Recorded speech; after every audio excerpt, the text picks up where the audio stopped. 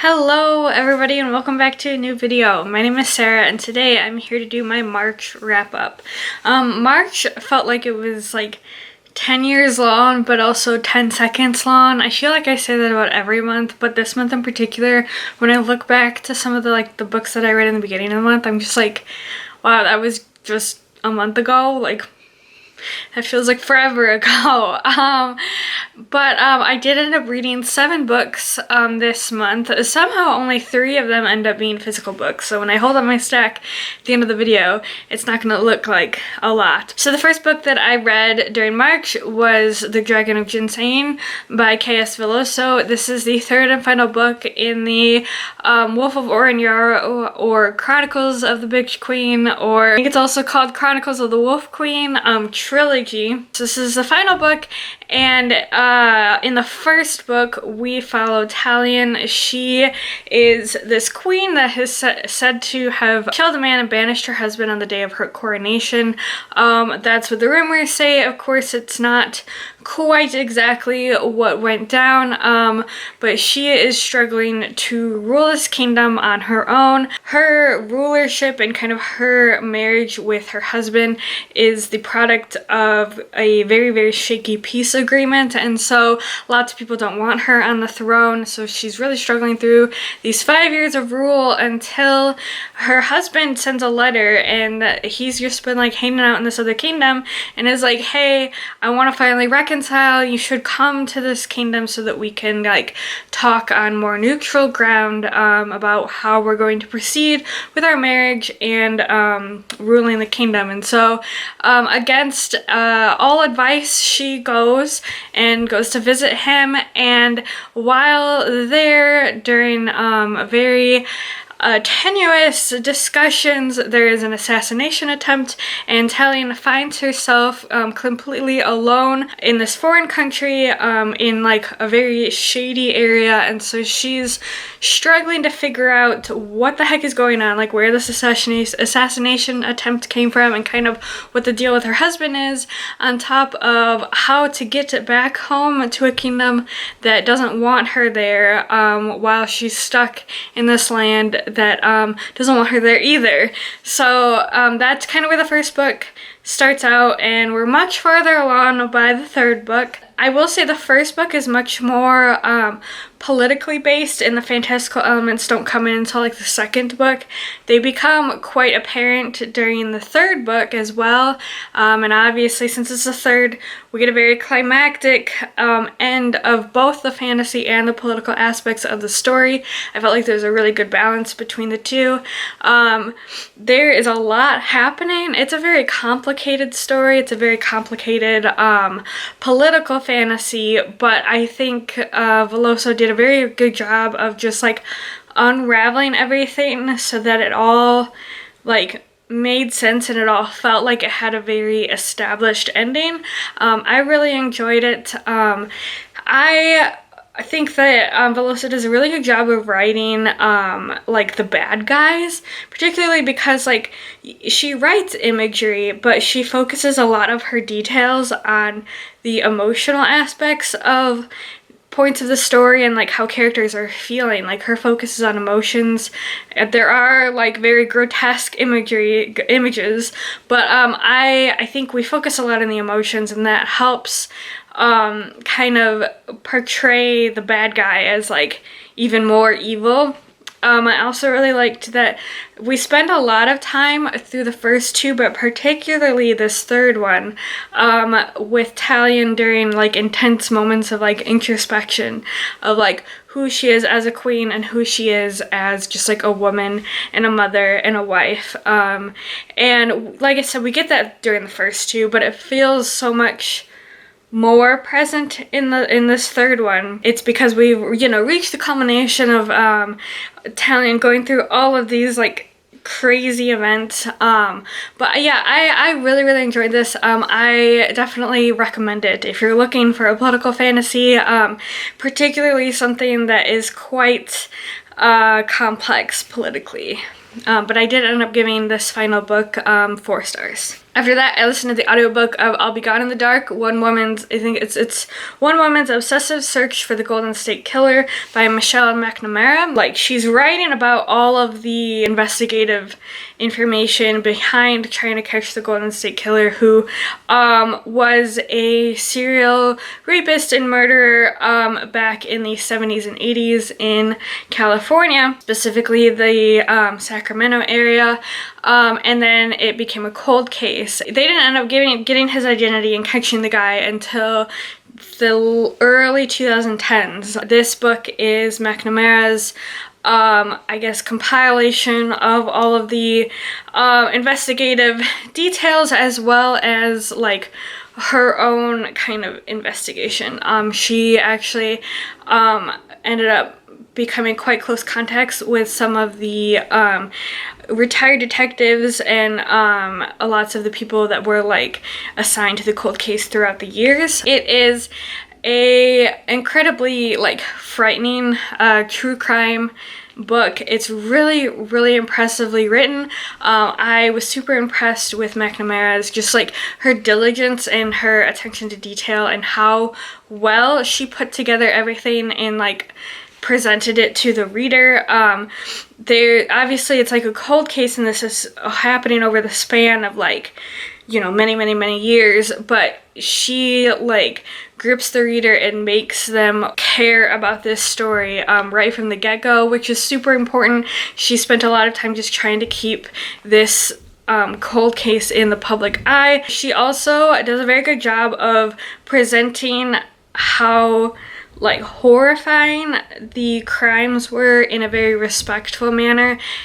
She definitely presents it in a way that gives you a sense of the gravity of the situation, but in a way that doesn't glorify the Golden State Killer, but focuses more on the communities and the impact on the victims and the families. Just how terrifying it was to live in those areas during that time. This is kind of my first real delve into like true crime, and I was absolutely fascinated, terrified, but super interested right from the get-go in this. So after that, I read Rabbits by Terry Miles. I'm gonna be honest, this is a really strange book, and it's kind of hard to actually explain. So I'm gonna read the synopsis on the inside cover in order to give you like the best presentation of what this book is about without spoiling anything. So it says, a deadly underground game might just be altering reality itself in this all-new adventure set in the world of the Hits Rabbit podcast.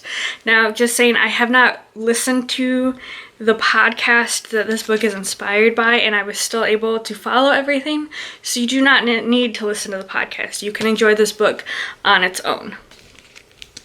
So it says it's an average workday. You've been wrapped up in a task and you check the clock when you come up for air.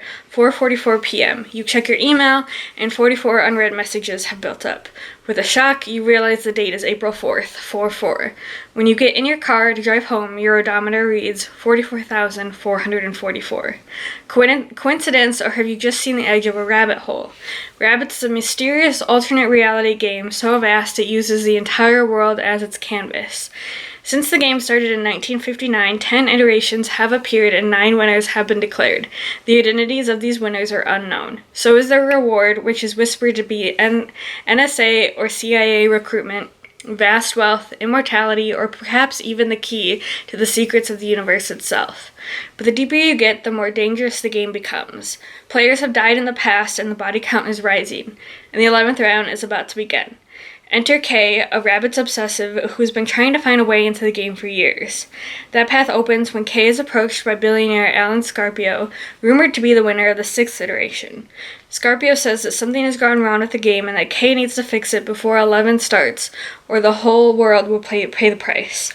5 days later, Scarpio is declared missing. 2 weeks after that, Kay blows the deadline. 11 begins, and suddenly the fate of the entire universe is at stake.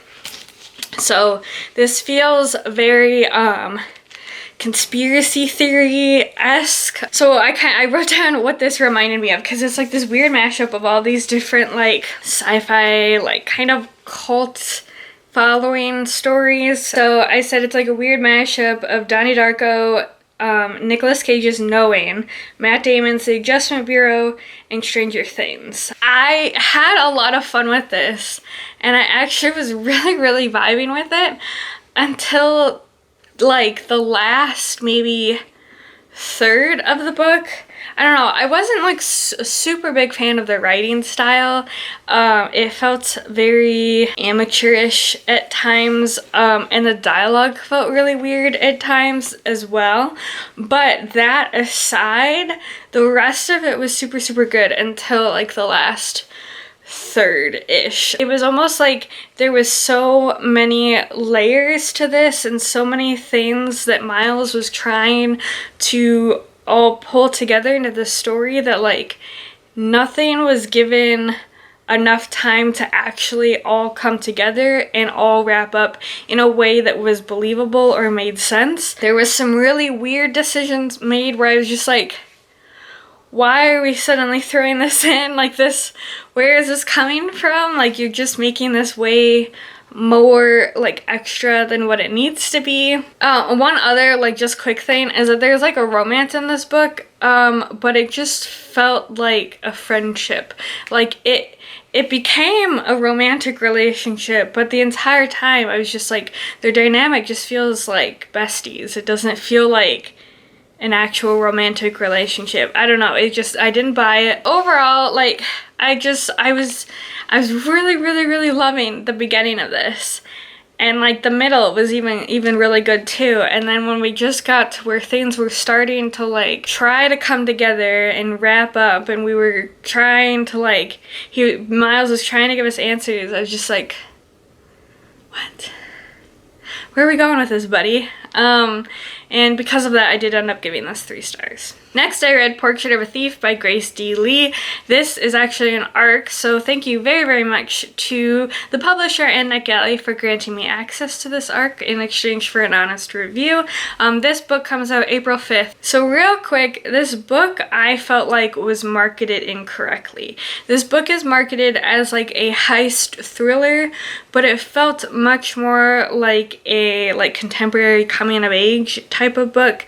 Yes, there are heists in it, but they don't feel like heists. So in this book, we're following 5 Chinese American college students that have basically been hired to steal back art that rightfully belongs to China that other countries have stolen through conquest and illegal manners, and are now showing in their museums. So there's 5 heists that the main goal of each heist is to get back the 5 missing zodiac heads that are part of this big fountain that was a very important piece of the old palace. So there were heists, but they didn't feel like heists, as in they went way too fast, and they just didn't feel like we were given focus on them enough and like enough detail on them where A, they felt believable, or B, they felt like they had high stakes. I wasn't vibing with like either of those things. They felt like they were there as a way to shuttle the conversation that the author was trying to have about Chinese diaspora characters and what it's like to experience that.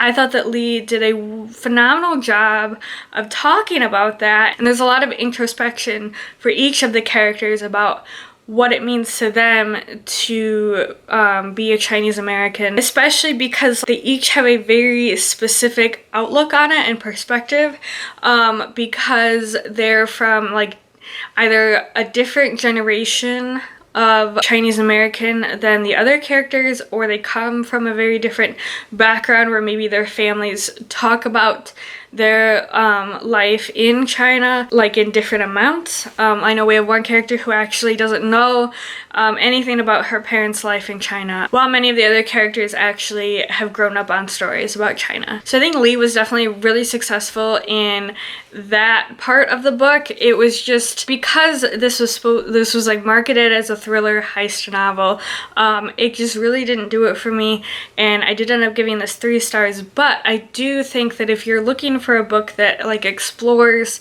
the idea of being Chinese American and living with diaspora, I think this is a really, really good book for that, and I would highly recommend you to pick that up. Next, I read The Twisted Ones by T. Kingfisher. This is a folkloric horror novel where we follow our main character, Mouse, and she is going to her grandparents' abandoned estate.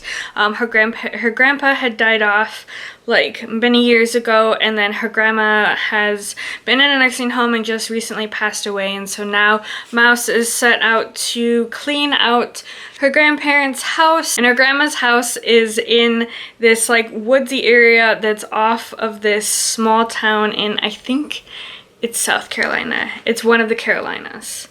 Might be North Carolina. When she gets there, she realizes her grandma had become a hoarder before she was put in the nursing home, and so she's got to sort through all of this stuff, but really quickly she ends up finding an old journal of her grandpa's that has all of these really strange ramblings that are quite unsettling. And then things start happening in the forest, and it just kind of goes crazy from there. I had a lot of fun with this book. I know I'm Over at Ghost Reads said it perfectly, where this feels like something that you would read that's like a creepypasta or something that's on r/no sleep. So basically this reads like a pseudo journal or letter that the character is writing to tell kind of what happened to them. And I was surprised that there's quite a bit of humor in this book as well. I wasn't anticipating that. And I was kind of worried when I realized right away that it has a very casual tone, because I'm not a huge fan of casual narrations where it feels like the character is like talking to you, the reader. Normally I don't like that, and it just kind of like bugs me, but it works really, really well with this book because it gives the very r/no sleep or creepypasta feel to it, and I was really vibing with that. Also, there's a dog in this book, Bongo, that Kingfisher like writes in nearly every scene, and it's like Bongo is written so incredibly well into this book. I feel like sometimes when like pets or animals get written into books, sometimes they are only in like specific scenes that they're like important for in terms of like plot devices, or they're written into the book but they're kind of like forgotten about in the middle of a lot of scenes. But Kingfisher takes very good care of writing the scenes with Bongo being there in mind, and like what it's like to own a dog and like live with a dog and have a dog react to certain things alongside like a main human character. Because Bongo is written so well, like normally I am very anxious and like worry about dog characters no matter what, but I like had my level of suspense like ratcheted up 10 times because I was so stressed about what was gonna happen to the dog in this book. But I really enjoyed it. Like, you know, I was worried about the main character as well. Like, you know, I did worry, but I was really worried about the dog, okay? And the dog was really important to me. But there's definitely some really creepy, like grotesque imagery in this book. Like overall, I just really had a lot of fun with this. Like if you like folklore horror, or you like things and just things in the woods, like creepy things in the woods, I think you would really enjoy this book. I did end up giving it 4 stars. Next, I listened to the audiobook of In the Dream House by Carmen Maria Machado. This is a memoir, and I don't normally gravitate towards memoirs, but this is one that I've heard countless people talk about on BookTube, and say that it's basically like just a groundbreaking way to write a memoir, and it's absolutely heartbreaking and like breathtaking at the same time.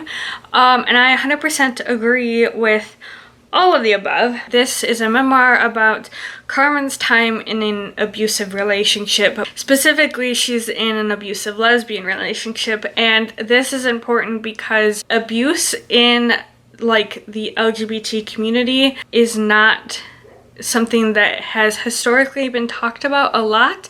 There's not a lot of like literature on it. Even more so, violence against women by women is not talked about very much at all. And I think that Machado does a very like good job of making people aware of that. I was not aware that this was something that is not discussed very much within the LGBT community. I know that like outside of it, it's not something that, you know, I hear a whole lot about. But I also was just incredibly impressed with Machado's writing style. She has just a very distinct voice, and she's incredibly lyrical.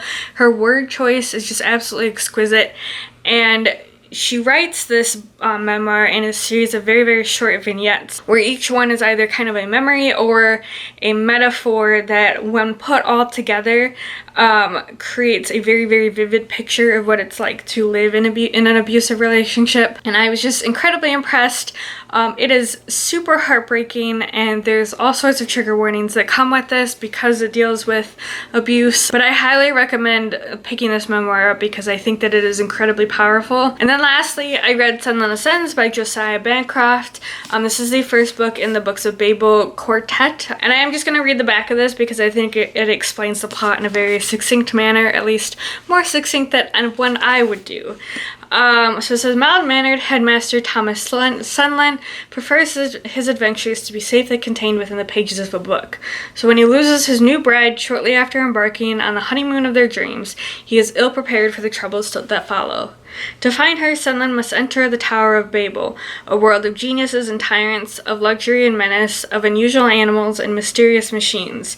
He must endure betrayal, assassination attempts, and the illusions of the tower. And if he hopes to ever see his wife again, he will have to do more than just survive. This quiet man of letters must become a man of action. So this is very much a steampunk-esque fantasy. It's much slower paced than what I was anticipating, but I think that it's a very good setup for the rest of the series. Each like level of the tower is like called a ringdom, and each ringdom is very, very different than the one above or below it. They each have their own basically like commodity and like just entirely unique atmosphere to each of them. I was really impressed with how Bancroft wrote them, and I really enjoyed them. I also really enjoy Sunderland as a main character. He's definitely a Bilbo Baggins-esque character. There's actually like a little blurb on the back. It says, the most unlikely yet likable hero since a certain hobbit rushed out of Bag End, leaving a second breakfast half finished. That's a quote by a review from Fantasy Faction, and I think that like once I saw that, I was like, that is exactly who Sunderland is. He is Bilbo Baggins. I haven't really ran across many like Bilbo Baggins characters, but I think Bancroft does him really well. I thought that it was a really good start to the series. I had a lot of fun with this, but because it was much slower than what I was anticipating, I did end up giving it 3.5 stars. So those are all the books that I read in the month of March. If you've read any of these, please let me know down in the comments below. I'd love to hear your thoughts, or if you're looking to read any of them, let me know. Thank you so much for watching this video. Please consider sticking around and subscribing if you haven't already. But as always, I hope you have a great rest of your day, and I will see you in the next video. Bye!